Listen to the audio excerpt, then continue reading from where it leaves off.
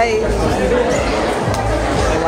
Liza, all three volleyball teams now with Alliance. Just your thoughts on the entire family now under one umbrella. Very, very happy that we're actually supported and protected by just one insurance company here in the Philippines. And I think it's a testament that the Ribisco family has been doing good in this volleyball community. That's why one of the biggest global insurance company has been supporting us. So maraming salamat to Alliance, and hopefully mas madami pa talaga kaming milestone na pagsamahan ng Alliance.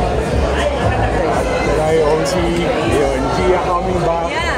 Kamusta naman yung reunion? This time with more Ateneo players like Bea and then like all together you'll be back on the court soon. Soon, yeah. Very much excited. Parang that fact, alam mo, honestly, nakakabata. Nakaka-feel bata, hindi nakakabata. Nakaka-feel na bata pa din kami just because we're always been together since then, and who would have thought we're gonna be together again after how many years, diba? So, reminiscing all those good and bad memories together. It's been tough, but definitely I think we always get to answer the reason why we're playing this week.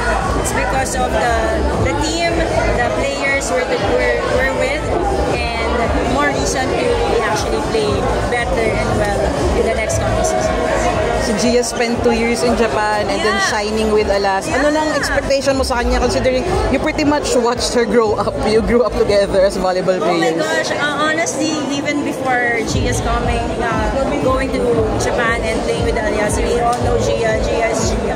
And with all the experiences she's getting on and off the court, I bet more than ever she's gonna be one of the athletes already of the team. And she's gonna be one of the others in the team, and I'm just really glad I've witnessed siguro all this ups. Wala atang down si Gia. All these ups in her career, and really we're all gonna be here. I'm always gonna be here supporting her, and kung ano man ang nahakin niya, hopefully and will always be, I think, Philippines and Pinay will always be her. Sinabi naman niya, di ba? Baka sinabi ko lang yun, pero yeah. Drama naman, di ba guys? Okay. Paki-clear lang po. Ano sinabi niya naman?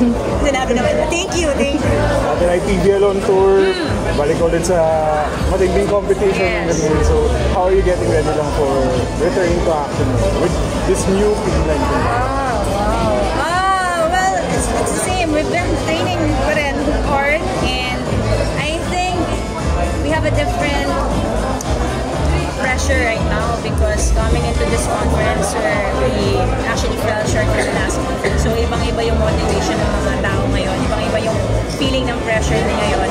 But in the end, I think we have to stick by our mantra to just give the best in every game, and syempre, kailangan lagi kaming good vibes. So yun yung pinaka-importante.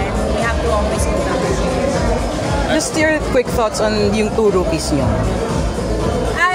Kasi kita ko kanina sila yung tinulak mo sa stage eh. Grabe yung tinulak.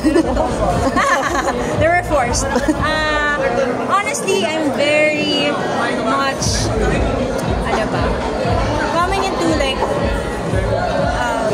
good universities in terms of programs na nila in sports.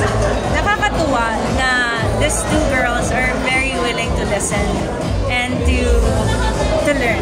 I think that's, sabi ko nga, it's one of the best qualities you want if you're coming into a team setup. So yun yung isa sa mga nakita ko, and alam mo, napakabait ng dalawang bata.